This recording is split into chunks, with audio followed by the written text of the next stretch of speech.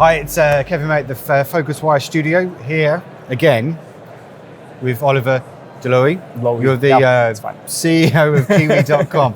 We spoke this time last year at this same conference in Los Angeles. It's been a fairly big year, I think, for the company. We can go through a few things, but first of all, you've just announced, and I need to get this right, virtual global super carrier. That's right. So, from what I gathered before we went on air just then, you said there was a bit of skepticism amongst the jury. Why do you think they were skeptical about what you're trying to do next? Well, it's an ambitious move. Basically, what we are trying to do is that we want to aggregate global transportation content, be it flights, trains, buses, even city micromobility, ride-hailing services and public transportation into one single platform that will always find the best option to get the customers from any A to any B anywhere in the world. And of course, it's extremely fragmented industry, and aggregating it and unifying and standardizing it, it's a big task. And I understand that the jury was skeptical because no one has ever achieved that. No one has ever succeeded in that. Although many companies tried. Well, I don't want to say the names because it wouldn't be probably fair to those people because they might think that they are succeeding. But there are big companies that are trying and without any success, at least from my perspective. Okay, so which element of that do you go with first? So we started. So you've got flights, you do virtual insight, you've got all exactly. that. And now we started with ground transportation as well. Yeah. So we have the biggest trains and bus companies in Europe already. Yeah. We will be releasing the ride-hailing services in the first selected cities by the end of this year, and then we will go even to the smaller carriers all around the world. Okay. Is it going to be hard? Of course. Are they right to be skeptical? Well, of course, but it's like with every business, business is about solving problems, and they will come. I'm sure they will come. So what's the biggest problem? What's the biggest challenge for doing this, taking it forward to this degree? There are hundreds of thousands of carriers globally.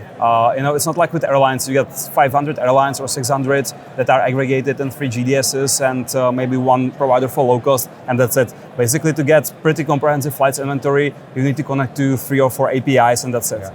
When it comes to the ground transportation, it's much more fragmented. There are very small companies, somewhere in Ants, for example, with only 2 buses, that are not even online, that are working with just paper booking systems. So getting these on board will be really tough. Okay, and then that's going to continue to be a consumer-facing business, or is that something, because you do B2B stuff as well, right? Yeah. So if this is going to be a consumer-facing thing, then you just get into that horrible, messy world of marketing and customer acquisition, right? So you've got this big headache of building out the virtual global super carrier, but then you've got to market it. So how are you going to approach that?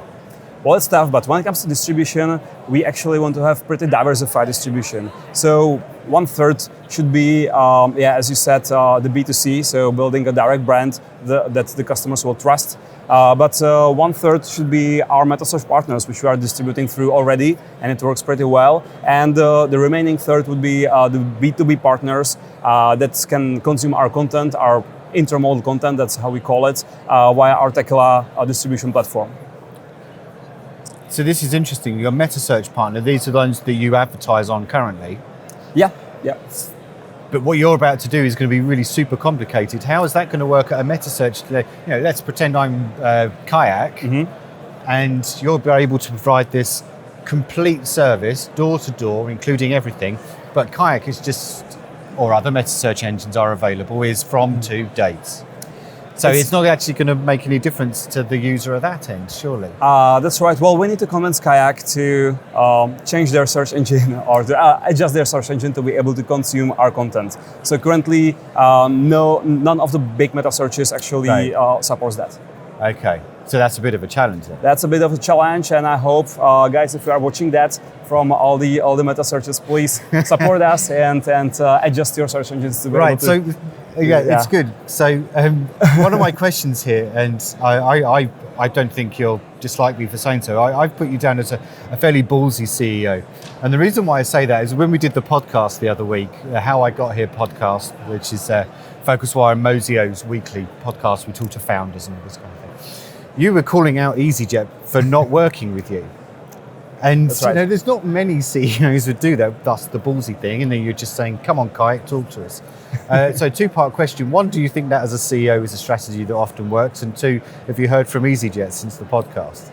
We haven't heard from EasyJet, unfortunately, but I'm still waiting to get the call.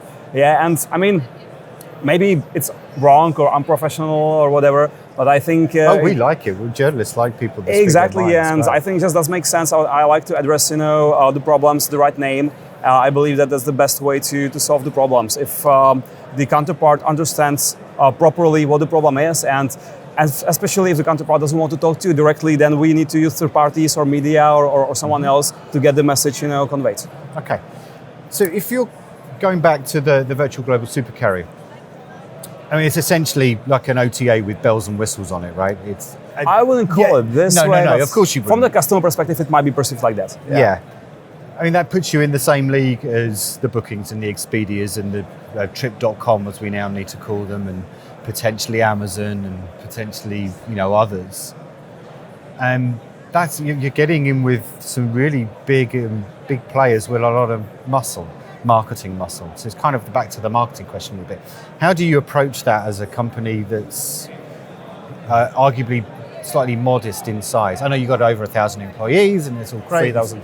It's 3,000 employees. Thank you for the correction. But you know what you know where I'm going. It's, I know. At a scale level, it's different. So I don't think we're actually directly competing with those guys because, for example, Expedia, their main business is about holiday packages, about hotels. Yep. My understanding is that they are using the flights and the transportation just to generate traffic that they can then upsell or cross-sell to the other verticals. For us, the transportation, getting customers from A to B is the critical part, is the core of our business. Yep. And we believe that with our technology, we can really be the best in the industry when it comes to getting people from A to B and actually become, and that was the B2B part I was talking about, become suppliers for these big guys who can then package our transportation content with their hotels to create extra value. Okay. Once again, thanks ever so much for joining us. Oliver Dlouhy, thank you. Dlouhy, thank you.